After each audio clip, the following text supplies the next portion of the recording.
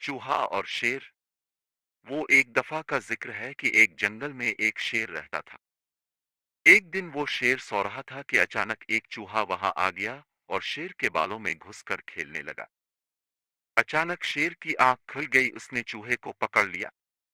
चूहा डर गया, वो शेर से मिन्नत करने लगा कि मुझे छोड़ दो, मैं आइंदा ऐसा नहीं करूंगा। शेर को इस पर रहम आ गया, उसने चूहे को छोड़ दिया। चूहा जाते जाते शेर से कहने लगा कि मैं इस एहसान का बदला जरूर दूंगा। शेर हंस पड़ा। एक दिन कुछ शिकारी जंगल में आ गए, उन्होंने जाल डालकर शेर को पकड़ लिया।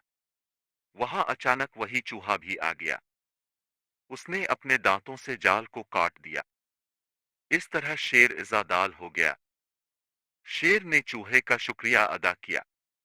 चूहे ने कहा कि कोई बात नहीं, एक दिन आपने मेरी मदद की थी और आज मैंने आपकी मदद कर दी, इसमें शुक्रिया किस बात का।